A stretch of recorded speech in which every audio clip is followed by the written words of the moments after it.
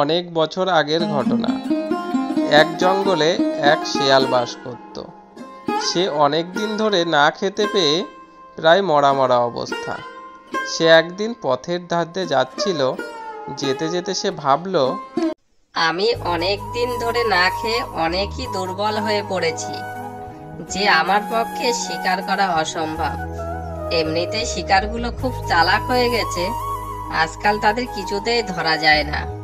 আর এই দুর্বল শরীরে কি করে যে ধরবো। শেয়াল এই ভাবছিল আর মন ভার করে রাস্তা দিয়ে হাঁটছিল। হাঁটতে হাঁটতে তার নাকে আসলো রুটি আর মাংসের গন্ধ। সে তখন দ্রুত দৌড়ে গেল যেখান থেকে সেই রুটি আর মাংসের গন্ধ আসছিল। গিয়ে দেখে একটি গাছের কোটরে কিছু রুটি ও মাংস রাখা আছে। শেয়ালটি আশেপাশে তাকিয়ে দেখল একটি রাখাল মাঠে গরু চড়াচ্ছে। সে বুঝতে পারল এই খাবারগুলো রাখালের। শেয়ালের পেটে তখন খুব খিদে। তখন খাবারের গন্ধে খিদেটা বহুগুণ বেড়ে গেল। খিদের জ্বালা সহ্য হচ্ছিল না তার। সে তখন সব খাবার খেতে লাগলো। এদিকে খাবার খেতে খেতে শেয়ালের পেট গেল মোটা হয়ে। এদিকে খাবার খেতে খেতে যখন দেখলো তার পেটে আর জায়গা নেই, তখন শেয়াল ভাবল, খাবারগুলো খুব মজারই ছিল, এবার তাহলে এখান থেকে বেরোনো যাক। বেরোতে চাইলে কি আর বেরোনো যায়? যেমন সে বেরোতে যাবে অমনি তার পেট গেল কোটরে আটকে। অনেক চেষ্টা করেও সে আর বের হতে পারল না। শেষে সে নিরুপায় হয়ে কান্না করতে লাগলো। আর ভয় হতে লাগলো, এই যদি রাখাল বালক ফিরে আসে, আর যদি ফিরে এসে দেখে মোটেও তাকে আস্ত রাখবে না, নিঘাত তাকে মেরে ফেলবে। সেটা ভেবে আরও জোরে জোরে কান্না করতে লাগলো। সেই সময় বনের পথ দিয়ে একটি বাঘ যাচ্ছিল। হঠাৎ সে কান্নার শব্দ শুনতে পেল আর সেখানে যেয়ে দেখল যে একটা শেয়াল কান্না করছে। তখন বাঘ শিয়ালকে বলল, কি ব্যাপার শিয়াল ভাগ্নে, তুমি কান্না করছো কেন? তোমার কি হয়েছে? আর বলো না বাঘ মামা, আমার অনেক খিদে পেয়েছিল, তাই খাবার খুঁজতে খুঁজতে দেখি গাছের কোটরের মধ্যে খাবার রয়েছে।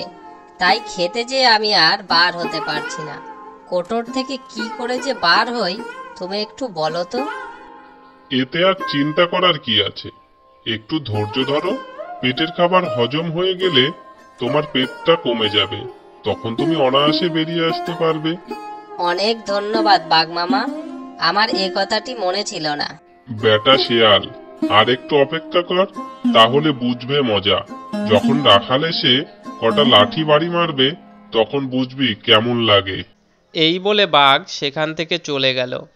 আর শেয়াল পড়ে থাকলো গাছের কোটরে।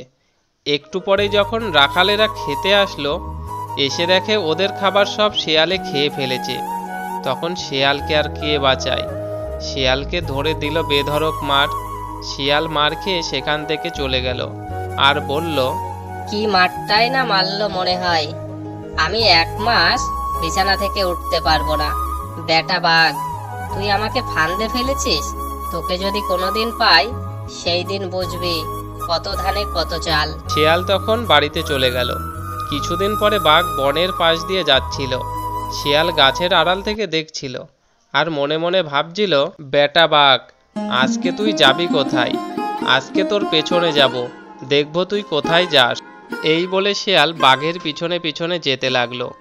কিছুটা যেতেই শিয়াল দেখলো বাঘ একটা গ্রামের দিকে চলে গেল। কিছু সময় পরে একটা হাঁস শিকার করে ফিরে আসলো।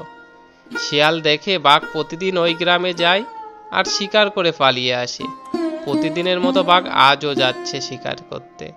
শিয়াল গাছের আড়াল থেকে দেখলো আর বলল, বাঘ মামা, আজকে তোমার আমি খেলা দেখাবো। বাঘ চলল সামনে সামনে আর শিয়াল চলল পিছনে পিছনে। এদিকে বাঘ যখন গ্রামে ঢুকলো, শিয়াল আড়াল থেকে দেখতে লাগলো।